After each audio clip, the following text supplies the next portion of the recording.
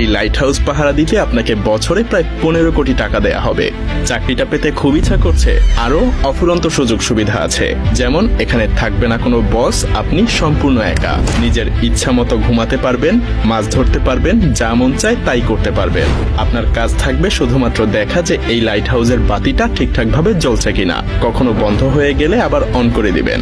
ব্যাস, এতটুকুই।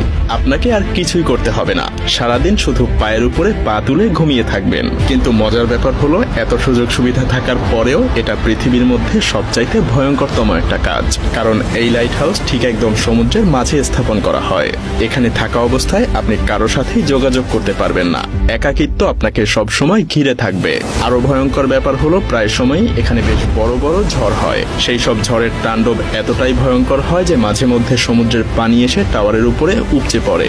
এমনকি এই কাজে মৃত্যু পর্যন্ত হতে পারে। আরো কি কি মহাবিপদ এখানে ওত পেতে থাকে তা একটু পরেই জানতে পারবেন।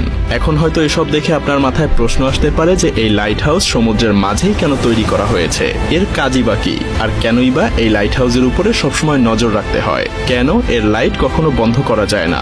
রহস্যময় এই লাইট হাউসের আদ্যপান্ত জানতে হলে আমাদেরকে কয়েক বছর পেছনে ফিরে যেতে হবে।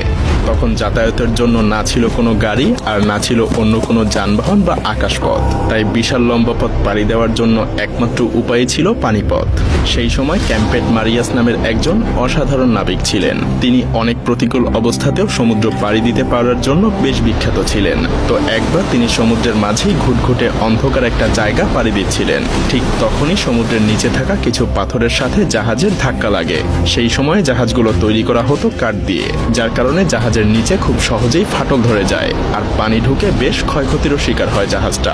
এই দুর্ঘটনার পর ক্যাপ্টেন মার্শিয়াস এর সমাধান খুঁজতে থাকেন। তিনি এমন কিছু তৈরি করতে চাচ্ছিলেন যে এই ধরনের সমস্যা থেকে বাঁচানোর জন্য আগে থেকেই জাহাজের নাবিকদেরকে সাবধান করতে পারবে। কিন্তু এখানে মহাদুশ্চিন্তার কারণ হয়ে দাঁড়ায় প্রশান্ত মহাসাগরের বিশালতা। কারণ প্রশান্ত মহাসাগর এতটাই বড় আর বিশাল যে যদি 7টা মহাদেশের সমস্ত ভূমি একত্র করা হয় তবুও প্রশান্ত মহাসাগরের আয়তনই বেশি থাকবে।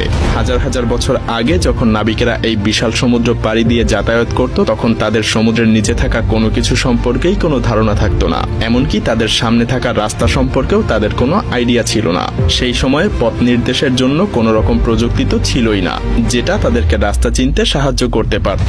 মূলত সেই সময়ে নাবিকদের সমুদ্র পাড়ি দেওয়ার জন্য সূর্যের দিকে কিংবা চাঁদ তারার উপরেই নির্ভর করে চলতে হতো। আর এই দিক নির্দেশনার সমস্যার জন্য চলতি পথে বাড়তি আরো দু একটা উটকো ঝামেলা এসে জড়ো হতো, যেমনটা ক্যাপ্টেন এলিসের সাথে হয়েছিল।